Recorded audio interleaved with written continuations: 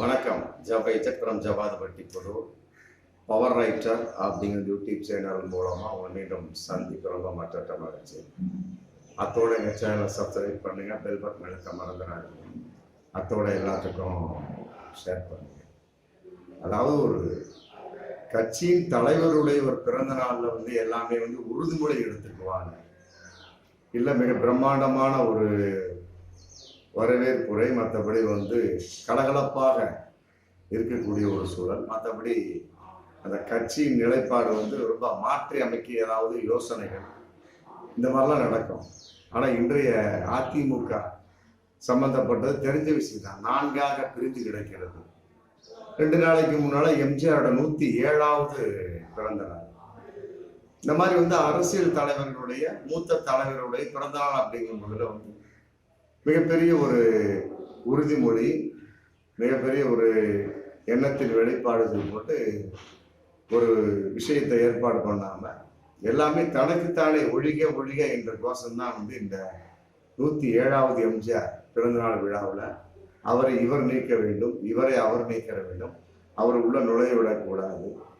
ஆமா, இந்த மாதிரி எதிர்ப்பு கோஷங்களே எதிரொலித்த வண்ணமாக இந்த 107வது எம்ஜிஆருடைய பிறந்தநாள் விழா முடிச்சிருக்கு அப்படிங்கிறது அவர் மிகப்பெரிய ஒரு பகிரங்கமான உண்மையா தெரியும். அதாவது டிடிவி சொல்லிட்டார், எடப்பாடியை அதிமுகவை விட்டு நீக்க வேண்டும். அதுதான் அவருடைய 107வது எம்ஜிஆர் பிறந்தநாள் வாழ்த்து போறது.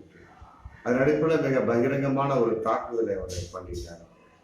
அடுத்தது 107வது பிறந்த நாள் அதே தலைமை அலுவலகத்தில் எடப்பாடி அவர் கையில் இந்த அதிமுக தேர்தல் ஆணையம் உச்சநீதிமன்றம் கொடுத்துருக்குறாங்க. மற்றபடி அவருடைய தீர்ப்பின் வெளிப்பாடு என்னங்கிறது பிறகு தெரியும். இருந்தாலுமே கூட எடப்பாடி சம்பந்தப்பட்ட வகையில் அவருக்கு கீழே ஏகப்பட்ட மாஜி அமைச்சர்கள், மற்றபடி முன்னாள் பிரமுகர்கள், இந்நாள் பிரமுகர்கள் எல்லாம் நிறைய பேர் இருப்பாங்க. தலைமை அலுவலகம் எம்ஜிஆர் அதிமுக தலைமை அலுவலகத்தை கூடக்கூடிய சமயத்தில் கூட்டம் அந்த அளவுக்கு பகிரங்கமாக சொல்லக்கூடக்கூடிய அளவுக்கு இல்லை என்பதுதான் நிதர்சனமான ஒன்று. அதில் குறிப்பாக முக்கியமான ஒரு தலைவர்களும் கலந்து கொண்டது கே.பி. முனுசாமி, அப்புறம் செங்கோட்டையன், செல்லூர் ராஜு, சி.வி. சண்முகம், எம்.சி. சம்பத், அப்புறம் ஓ.எஸ். Maniyan, Kamarajar, C. Vijayabaskar, MR. Vijayabaskar, KC. Veeramani போட்டு மிகப்பெரிய ஒரு பட்டியலே ஆப்ஷன் ஆகும். அப்ப என்ன தோணுது? எடப்பாடிக்கும் அவர்களுக்கும் ஏகப்பட்ட மன சம்பந்தப்பட்ட வகையில பிரச்சனைகள். ஏன்னா பாஜக உள்ள இருக்கக்கூடிய ஒரு சூழல் வந்துருச்சு. பாஜக தன்னுடைய நிலைப்பாட்டை எப்படியாவது எடப்பாடியோடு சேர்த்து இந்த தேர்தலை கூட்டணி அமைத்து செயல்பட வேண்டும் அப்படிங்கிற ரொம்ப உறுதியா இருக்கிறாங்க. அப்ப என்ன ஆகுது? மேற் சொன்ன அனைத்துமே 2 பேர் பாஜகவின் மறைமுக ஆதரவாளர்கள் அப்படிங்கிறத பகிரங்கமான. ஆனா அவங்க அதிமுக இருந்துட்டு இருக்காங்க. அவங்கெல்லாம் இந்த 107வது பிறந்த நாள் ஃபுல்லா ஆப்சென்ட். எடப்பாடி முகம் தொங்கியதை போன்று இருக்கிறது. அப்ப ஆப்சென்ட் ஆகக்கூடிய சமயத்தில் பாஜகவை நோக்கி அதிமுக எந்த நேரத்திலும் காயை நகர்த்தி விடலாம். இப்ப பாருங்க, கேலோ இந்தியா விளையாட்டு போட்டி சம்பந்தப்பட்ட வகையில இவர் வந்துட்டாரு.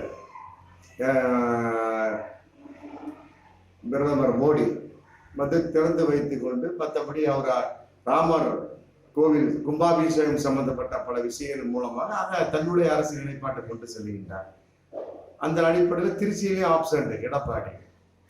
இப்போ சென்னையிலே கட்டாயமாக எடப்பாடி சந்திக்க மாட்டார் அப்படிங்கிற தகவல் தான் இன்னைக்கு போயிட்டு இருக்குது. அதே நேரத்தில் ராமர் கோவில் சம்பந்தப்பட்டவர்கள் தலையிட போய் கலந்து கொள்வாரா அப்படின்னா கால் வெடிக்குது, பிறகு பார்க்கலாம் அப்படின்னு இருக்கிறார்.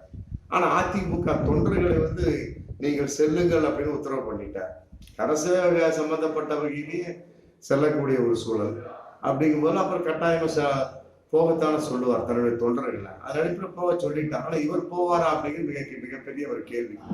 இது கூட பாஜகவின் மறைமுக ஆதரவு தான் நம்ம சொல்லக்கூடிய சூழல். இப்படி விஷயமா எடப்பாடி சம்பந்தப்பட்டவங்கன்னா 107வது எம்ஜிஆர் பிறந்த நாள்களை கொண்டாடப்பட்டிருக்கிறது.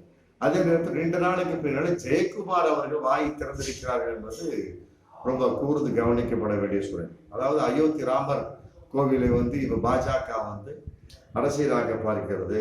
மற்றபடி அண்ணாமலை எல்லாம் அடுத்த முதலமைச்சர் தமிழகத்துக்கு அப்படின்னா உண்மையிலே இதெல்லாம் இளவு காத்து கிளியை போன்றது மிக கேவலமான ஒரு வார்த்தையை உபயோகித்து மிகப்பெரிய ஒரு தாக்குதல் நடத்தியிருக்கிறார்.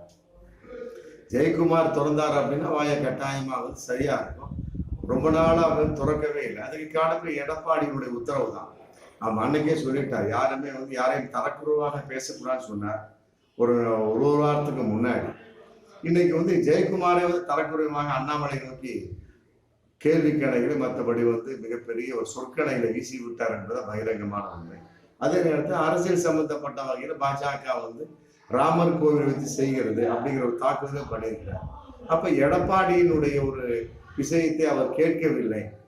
ஆமா, ஜெயக்குமார் நிலைப்பாடு வேறாகவும் எடப்பாடி நிலைப்பாடு வேறாகவும் இருக்கிறது. தலைமைக்கு கட்டுப்படவில்லை அப்படிங்கிற ஒரு நிலைப்பாடாகவும் நம்ம பார்க்கக்கூடிய விஷயம். ஏன்னா மேல ஃபர்ஸ்ட் சொன்னக்கூடிய லிஸ்ட்ல வந்து அந்த 107வது பிறந்தநாள் விழா ஏகப்பட்ட பேர் மிஸ்ஸிங்.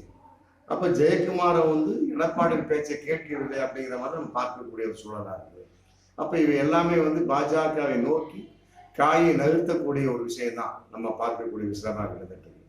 அதே நேரத்தில் இன்னொரு விஷயமா பார்க்கறது வந்து ஆம்பூர்ல ஒரு மிகப்பெரிய ஒரு கூத்து நடந்தது. அதாவது வந்து எம்ஜிஆர் படத்துக்கு பதிலா அரவிந்த் சாமி அவர் நடிச்சார் இல்லையா, எம்ஜிஆர் வேடம் ஏற்று.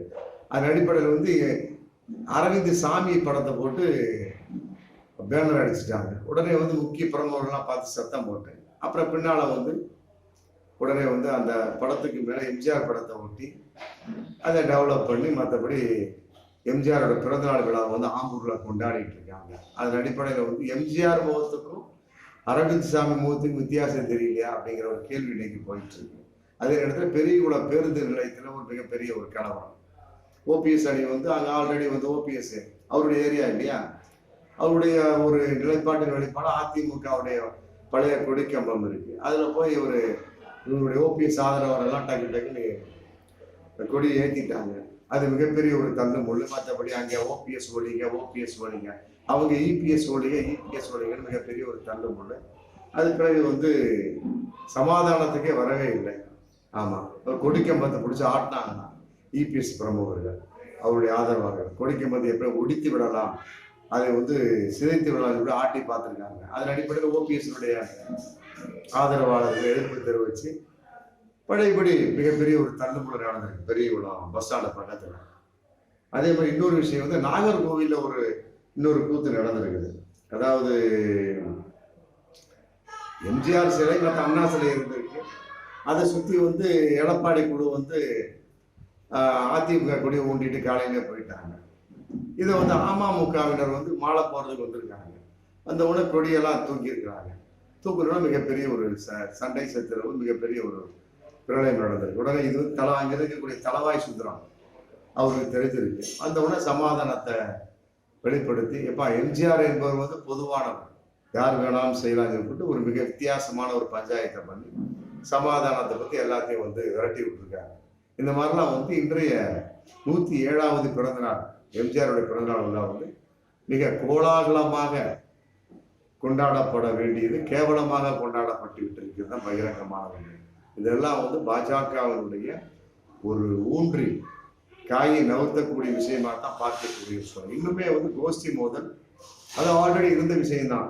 இன்னும் அந்த எடப்பாடி அணை சம்பந்தப்பட்டவர்கள் ஏகப்பட்டவர்கள் எடப்பாடிக்கு எதிராக திரும்பி இருக்கிறார்கள் அப்படிங்கிறத நம்ம பகிரங்கமாக பார்க்கக்கூடிய விஷயமா தான் நம்பப்படுகிறது. மீண்டும் அடுத்த வீடியோ சந்திப்போம். நன்றி.